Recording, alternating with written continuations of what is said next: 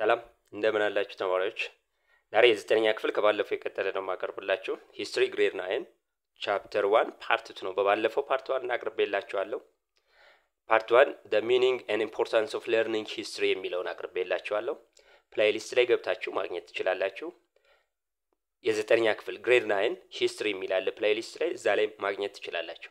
ከዛ በተጨማሪ በቅርብ ደግሞ በቲክቶክም ለመምጣት አስቤያለሁ። ስለዚህ በተቻላችሁ መጠን @etio.academy2 የሚለውን ሰብስክራይብ ታደርጉልኝ በቲክቶክም መምጣት እችላለሁ ማለት ነው። ሌላው ኮሜንት ያላችሁን ኮሜንት ባካችሁ ድምጹን በተመለከተ ጊዜው ምናልባት ደቂቃው በስቶ ከሆነ ቪዲዮ እሱን አስተያየት ፈልጋለሁ። ኮሜንት ላይ ጻፉልኝ። ዛሬ dating in history ነው። when we see the importance of dating for historians and history የሚለውን እናያለን ማለት ነው። So when we see this, historians they try to determine the exact time when events occurred. What we call it dating. Dating የምንለው historians they try to determine the exact time ትክክለኛ ኤቨንቶች መቼ እንደተከሰቱ ያን ዲተርማይን ለማድረግ የሚያደርጉትን ሂደት ነው ዴቲንግ ብለን የምንጠራው። Their attempt to determine the exact time when the events were occurred. ይሄን ዴቲንግ ብለን እንጠራዋለን ማለት ነው። በሂስትሪ ዴቲንግ ብለን dating is figures or numerical statements that expresses the time of historical events or process. dating በምን መልኩ ኑሜሪካሊ ወይም በፊገር መልኩ እናስቀምጠዋለን። በስዕል ወይም በግራፍ መልኩ ወይም በቁጥር ልናስቀምጠው እንችላለን ማለት ነው። ልናስቀምጠው እንችላለን ኤክስፕረስ እናደርጋለን። ሂስቶሪካል ኢቨንቶች መቼ እንደተከሰቱ የሚገልጽልን ነው ዴቲንግ ማለት። in history there are 3 units of time. በሂስትሪ 3 የጊዜ መለኪያዎች አሉ። አንደኛው ዴኬድ ነው። ዴኬድ 10 ዓመት ማለት ነው። ሁለተኛው ሴንቸሪ ነው which is period of 100 years and millennium a period of 1000 years. ሌላው the figurative expression expresses the exact dates on which events occurred. በፊገር ወይም በግራፍ መልኩ የምናንተን exact time ወይም ዴቱን ኤክስፕረስ የምናደርግበት ነው። exact time when a time occurred. ስለዚህ ይሄ figurized ወይም figurical expression እጅግ በጣም ግልጽ ያደርግልናል። ኤግዛክት ታይሙን እንድናቅ ያደርገናል ማለት ነው።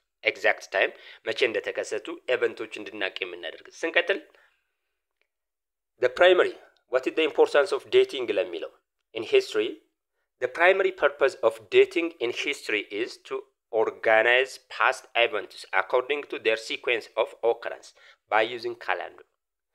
የመጀመሪያ ጥቅሙ ማለት ነው ዋነኛ ጥቅሙ dating ለሂስትሪ to organize past events ያለፉ past eventዎችን organize according to their time sequence በቅደም ተከተላቸው ምንን በመጠቀም by using calendar. ስለዚህ ለዴቲንግ ካላንደር አስፈላጊ ነው ማለት ነው። ያለ ካላንደር ወይም ያለ ጊዜ አቆጣጠር ዴቲንግን እንትን ማለት አንችልም ወይም በክሮኖሎጂ ነገሮችን ማስቀመጥ አንችልም ማለት ነው።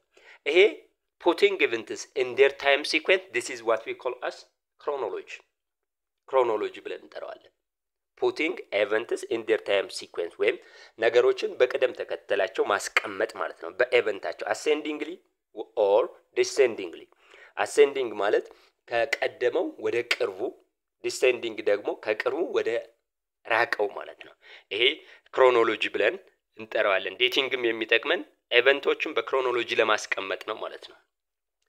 the two widely used calendars worldwide are the Gregorian and Islamic calendar. ብዙ ካላንደሮች አሉ። ነገር ግን በአለም ደረጃ በብዛት የምንጠቀማቸው የግሪጎሪያን ካላንደርና የኢስላሚክ ካላንደር ቤዛቸው ነው። ግሪጎሪያን ካላንደር use the birth of Jesus Christ to count dates backward and after. So forward እና backward አድርገው ለመቁጠር የኢየሱስ ክርስቶስን ልደት ይጠቀማሉ ግሪጎሪያን ካላንደሮች። ግሪጎሪያን they use BC before the coming of Jesus Christ ወይም ከኢየሱስ ክርስቶስ በፊት የነበረውን ኤቨንት before Christ ብለው ነው። AD ደግሞ ከሱ በኋላ ኢየሱስ ክርስቶስ ከተወለደ በኋላ የመጣውን ጊዜ ኤዲ ብለው ይቆጥራሉ ማለት ኤዲ ማለት አኖ ዶሚኒ ማለት ነው የላቲን ወርድ ሲሆን the year of lord ተብሎ ይጠራል the year of lord ተብሎ ይጠራል ማለት ነው ይሄ የግሪጎሪያን ካላንደር አጠቃቀም ነው የግሪጎሪያን ካላንደር when we see the Islamic calendar they follow the events called Hijra it was the movement of Prophet Muhammad from Mecca to Medina it was conducted in 622 AD በ622 AD according to the Gregorian calendar በግሪጎሪያን ካላንደር በ622 ፕሮፌት መሐመድ ከመካ ወደ መዲና ቋራሾች የመካ ቋራሾች ሊገሏቸው ሲሉ ወደ መዲና ሄደዋል ይሄን ኢቨንት ሂጅራ ተብሎ ይጠራል ከዛን ጊዜ ጀምሮ መቁጠር ጀምረዋል ያን እንደ ቤዝ ስለዚህ ከፕሮፌት መሐመድ ያ ሙቭመንት ከማድረጋቸው በፊት የነበረውን BH or before ሂጅራ ይላሉ ከዛ በኋላ ያለውን ደግሞ AH or after ሂጅራ ተብሎ ይጠራል ማለት ነው so historians they sometimes they use timeline ማለት ምን ማለት እንደሆነ ደግሞ እዚህ እናያለን timeline is a graphic representation of events in chronological order or period of history graphic timeline ማለት graphic representation of events በግራፍ ማስቀመጥ ማለት ነው በግራፍ የኢቨንቶች መቼ እንደተከሰቱ ክሮኖሎጂካሊ በግራፍ መልኩ ማስቀመጥ እንችላለን ይሄን ታይምላይን ብለን እንጠራዋለን ማለት ነው so horizontal መቀመጥ ይችላል vertically መቀመጥ ይችላል ይሄ ማለት በዚህ አይነት መልኩ ማስቀመጥ እንችላለን ወይም ደግሞ በዚህ አይነት መልኩ ከፋፍለን ማስቀመጥ እንችላለን ማለት ነው ይሄ የግራፊክ representation of events in their time sequence or chronology this is what we call as date the timeline ብለን እንጠራዋለን ማለት ነው timeline ብለን እንጠራዋለን historical timelines enables quick visualization በቀላሉ በፍጥነት ቪዥዋላይዝ እንድናደርግ ወይም ነገሮችን በግልጽ እንድንመለከት ያደርግልናል ማለት ነው clear idea አላቸው passage of time about events clear የሆነ idea representation ይሰጠናል ማለት ነው በቀላሉ quickly visualize ማድረግ እንችላለን ማለት ነው ይሄ የታይም መጽሐፋችሁ 9ኛ ክፍል መጽሐፋችሁ ግርባብ ላይ ያለ ነው ለዚህ ጋር ምን ለምሳሌ prehistory period ምንለው መጽሐፍ የሰው ልጅ መጽሐፍ ከመጀመሩ በፊት ያለው ነው prehistoric neolithic እና paleolithic ብሎ እዚህ ጋር ያስቀምጠዋል ይሄ paleolithic ቀድሞ ያለው ነው the longest period and neolithic ደግሞ እስከ 8000 BC ያለው ነው ማለት ነው እስከ 4000 BC history period የሰው ልጅ ሪከርድ ማድረግ የጀመረበት history period ደግሞ ancient period ብሎ ይጠራዋል ሁለተኛው medieval period ከ470 እስከ 1500 ወይም እስከ 1492 modern age ተብሎ የሚጠራል ከ1492 እስከ 1789 ያለው ከ1789 እስካሁን ያለው ደግሞ the contemporary period ተብሎ ይጠራል ማለት ነው ስለዚህ quick visualize እንድናደርግ ትልቅ አስተዋጽኦ አለው ይሄ timeline graphic representation of events ሁለተኛው ርዕስ the evolution of human beings የሰው ልጅ አመጣጥ according to the evolutionary theory all human beings now living in the world belongs to the species homo sapien አሁን ያለው የሰው ልጅ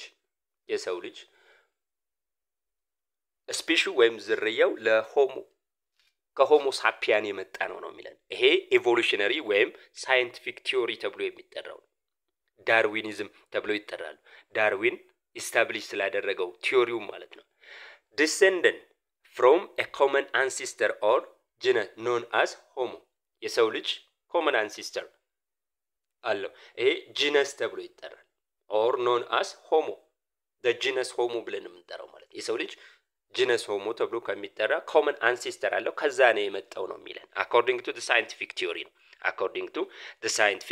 theory human beings they belongs to hominid family according to the scientific theory hominid it was the common ancestor of for human beings and apes gorillas common ancestor ተብሎ የሚጠራው ለኤፕ እና ለጎሪላ እንዲሁም ለሰው ልጅ ማለት ነው ማን ነው hominid ተብሎ ስለዚህ genus homo ወይም ሆሞ ሳፒያን ከሆሚኒድ የመጣ ነው ማለት ነው።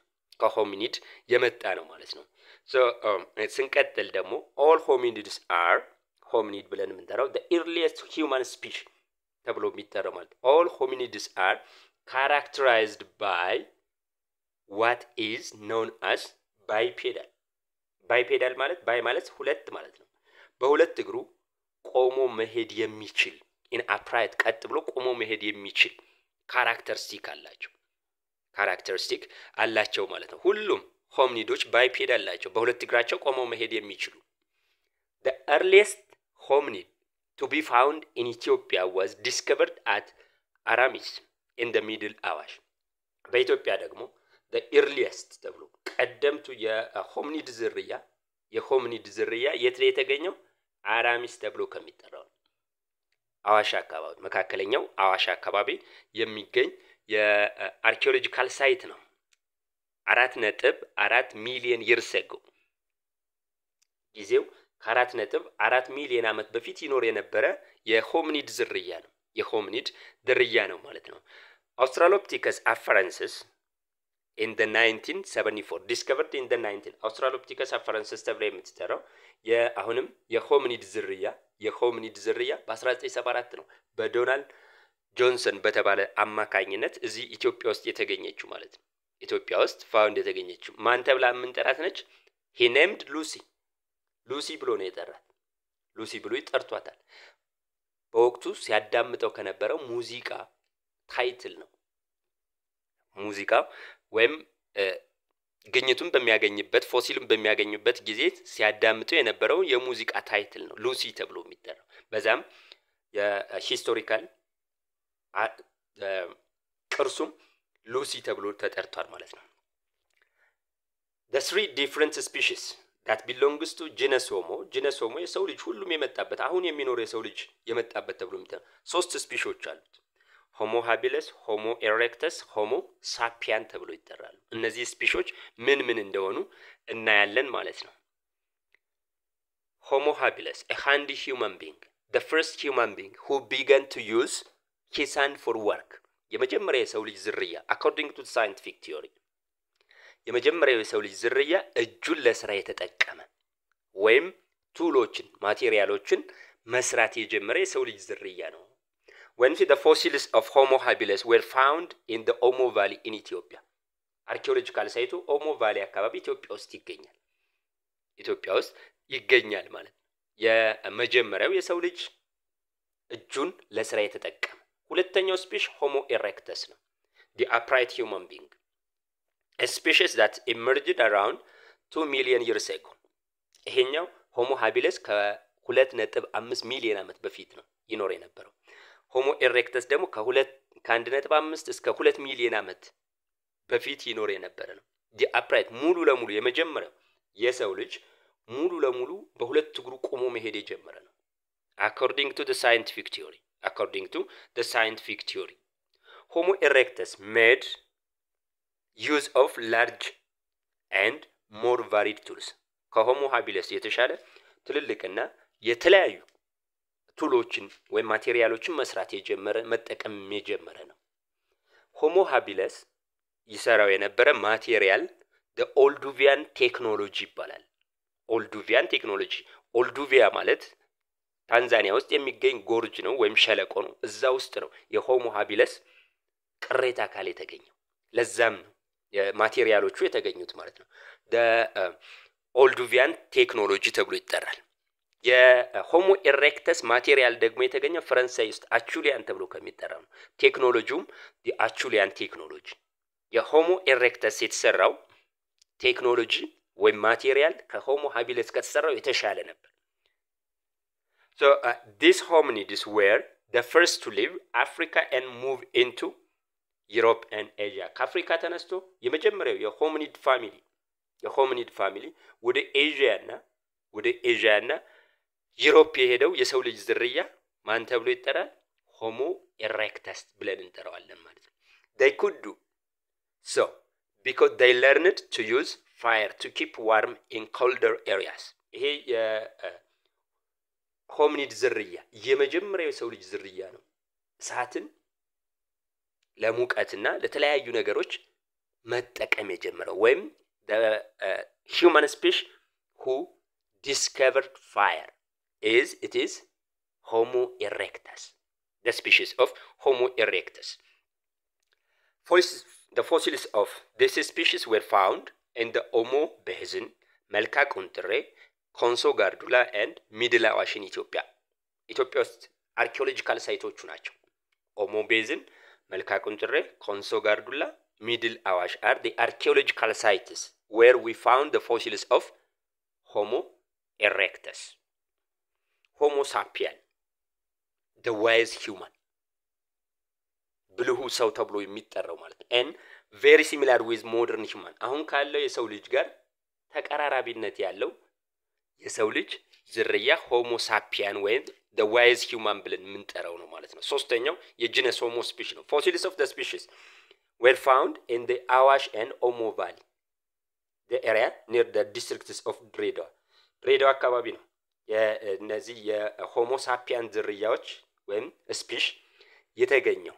ስለዚህ አርኪኦሎጂካል ሳይት ከተባላችሁ አዋሽና ኦሞ ቫሊ are the archaeological sites where we found the fossils of Homo sapien.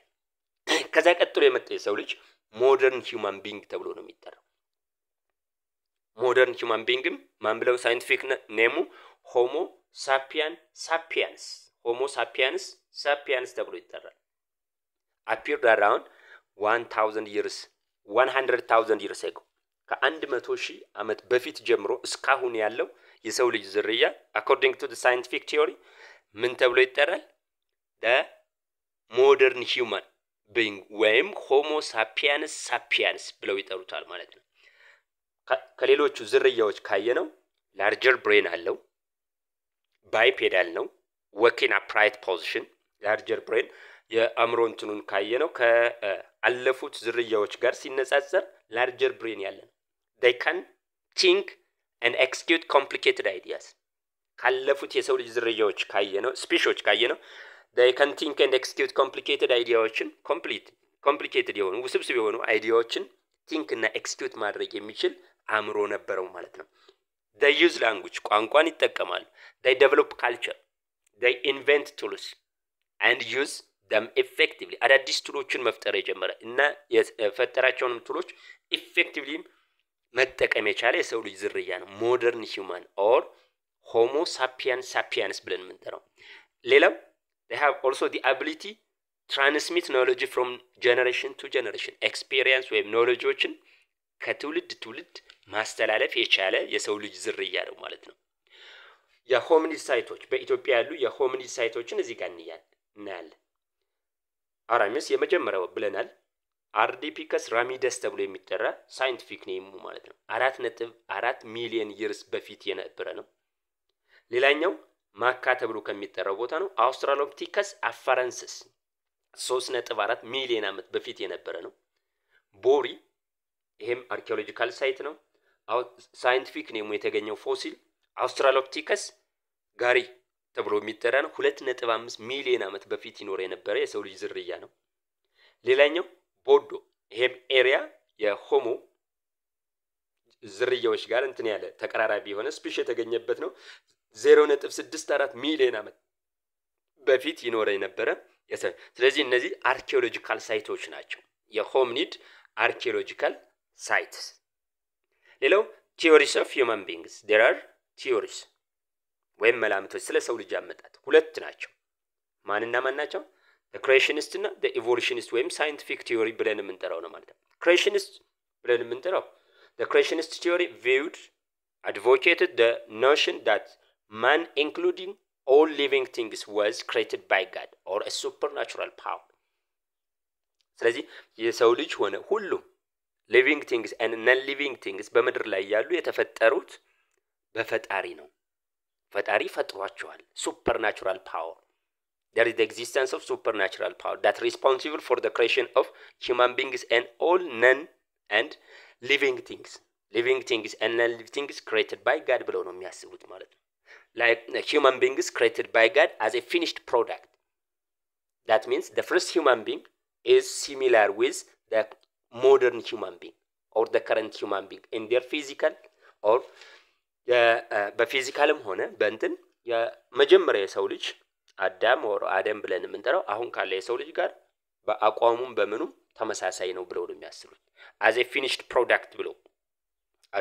product ብለው ስለሚያስቡት the scientific theory ሁለተኛው explain that all living things including human resulted from a gradual succession process and variation from earlier forms ሁሉም living things all living things including human result from a gradual succession ቀስ በቀስ በዝግመተ ለውጥና ፕሮሰስ ቫሪዬሽን የተለያየ ነው አንዱ ስፒሽ ከሌላኛው አሁን ያየናቸው ለምሳሌ ሆሞ ሳፒያን ከሆሞ ኢሬክተስ ስፒሽ የተለየ ነው በፊዚካል በአእምሮም በምኑ according to ከዛ ቀጥሎ ያለው ሆሞ ሳፒያንም የተለየ ነው ከዛ ቀጥሎ ሆሞ ሞደርን ሂውማን ቢንግ የተለየ ነው በፊዚካልም በአእምሮም በአስተሳሰብም በተለያየ እና through gradual ነው የመጣ ብለው ነው የሚያስቡት through gradual process ነው የመጣ አሁን ያለው ሞደርን ሂውማን ቢንግ the slow and natural process is called evolution ወይም ዝግመተ ለውጥ ነው human beings were evolved from a smaller organism through a slow and natural process of change and this is what we call as evolution or ዝግመተ ለውጥ ይሄ ማለት አሁን ያለው የሰው ልጅ ከ1 ሚሊዮን ዓመት በፊት የነበረው የሰው ልጅ ጋር ተመሳሳይ አይደለም ፊዚካሊ ብለው ነው የሚያስቡት ወይም በአእምሮም ተመሳሳይ አይደለም ብለው ነው የሚያስቡት ማለት ነው ይሄ ሳይንቲፊክ ቲዮሪ ነው so ሌላው አፍሪካ and the human evolution እንግዲህ የመጀመሪያው ሆሞ ኢሬክተስ ከአፍሪካ ተነስቶ ወደ ሌላው ዩሮፕና ኤዥያ የተሰደደ የሰው ልጅ ዝርያ ነው ተብሎ ነው የሚታሰበው the oldest australopithecus ምን አለ ሆሚኒድ አለ ሆሚኒድ ቀጥሎ የመጣው ስፒሽ አውስትራሎፒቲከስ ተብሎ ይጠራል የሆሚኒድ ዝርያ ነው አራት አይነት የአውስትራሎፒቲከስ ዝርያዎች አሉ ከዛ ቀጥሎ የመጣው ደግሞ ጂነስ ሆሞ ቀድም ያያናቸው ሆሞ ሃቢለስ ሆሞ ኢሬክተስ እና ሆሞ ሳፒያን ብለን የምንጠራቸው ስለዚህ እዚህ ጋር ደግሞ የአውስትራሎፒቲከስ ዝርያዎችን እናያለን ማለት ነው the oldest australopithecus discovered in northern chad በ2001 ነው ዲስከቨር የተደረገው ሰሜናዊ ቻድ ማን ተብሎ ይጠራል ሳይንቲፊክ ኔሙ ሳህሊያን ቲቻድነስ the oldest species of australopithecus ብለን የምንጠራው the oldest species of ምን ያክል ጊዜ ነው ከ7 እስከ 6 ሚሊዮን ዓመት በፊት ነው ይኖር የነበረ የአውስትራሎፒቲከስ ወይም የሆሚኒድ ዝርያ ሳህሊያን ቻድነስ ብለው የሚጠሩት ነው ማለት ነው ሌላኛው ሁለተኛው የመጣው አውስትራሎፒቲከስ ራሚደስ ነው እድሜው ከ4.4 ሚሊዮን ዓመት በፊት ይኖር የነበረ ኢትዮጵያ ውስጥ ነው የተገኘው ኢትዮጵያ ውስጥ አፋር ውስጥ ነው ፎሲሉ የተገኘው ሌላኛው ሶስተኛው አውስትራሎፒቲከስ አፍራንሲስ also known as lucy or ድንቅነሽ አመቷ 3.18 ዓመት ሚሊዮን ዓመት በፊት ይኖር የነበረ የሆሚኒድ ዝርያ ነው ሉሲ ወይም አውስትራሎፒቲከስ አፍራንሲስ ያገኛት ዶናልድ ጆንሰን ነው ቀድማ አይተናል እና የባልደረቦቹ ናቸው ሉሲ ከሌሎቹ የሚለያት ምንድነው ብርቅ የሚያደርጋት most complete parts of her skull was found